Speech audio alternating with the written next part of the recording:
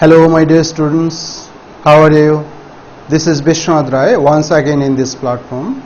Today I will focus on the uses of some special words, and some more special words will be discussed in the next class. So my dear students, let's start. Dear students, our first slide is about the use of let alone. Let alone is used after a statement to emphasize that because the first thing is not true or possible, the next thing cannot be true or possible either. Here you find two examples. There isn't enough room for us, let alone any visitors. I didn't have any clothes, let alone a passport. We can explain the first sentence. Enough room for us, this is the first thing, and the next thing is enough room for any visitors. There is not enough room for us, that is the first thing is not true, and so the next thing cannot be true either. There isn't enough room for us, let alone any visitors. This means there isn't enough room for us, and so there cannot be enough room for any visitors. Next sentence, I didn't have any clothes, let alone a passport. This means I didn't have any clothes, and so it cannot be I had a passport.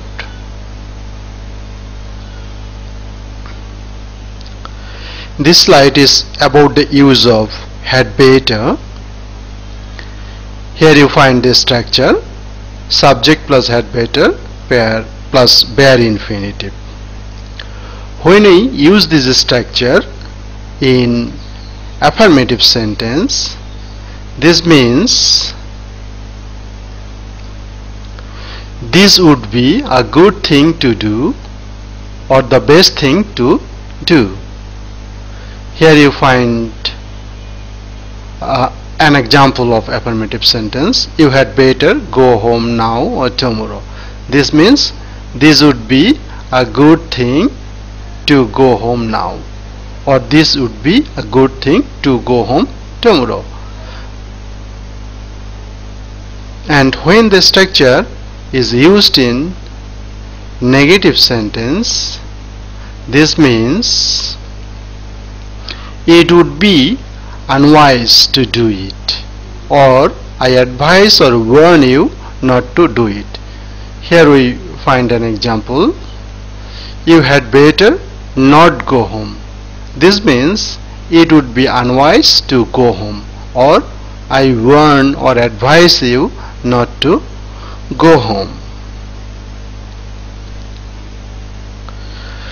This structure is used to give advice, and here it seems that the sentence is in past tense. Here had has been used, but here had has been used as a subjunctive. It expresses the meaning of either present or future tense.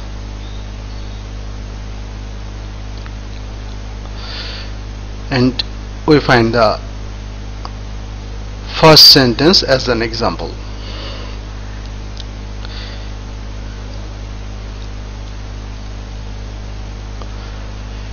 Had better is not normally used in the ordinary interrogative, but is sometimes used in the negative interrogative as an advice form.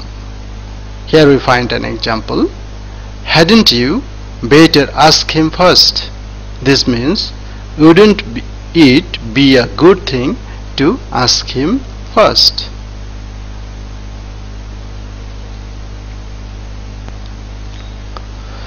This slide is about the use of what if,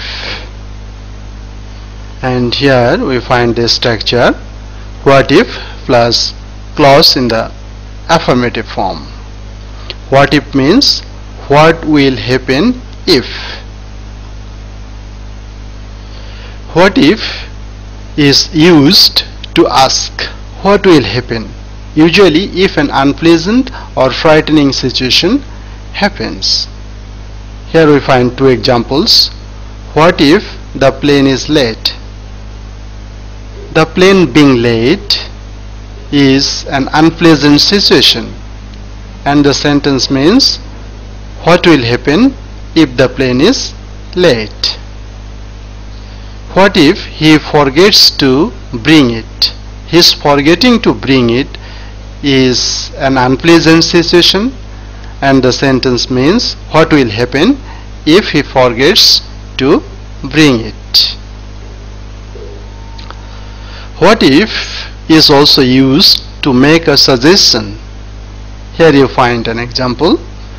What if we go and see a film tomorrow night?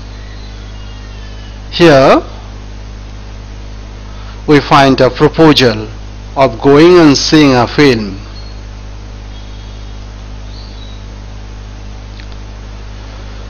This slide is about the use of what does ...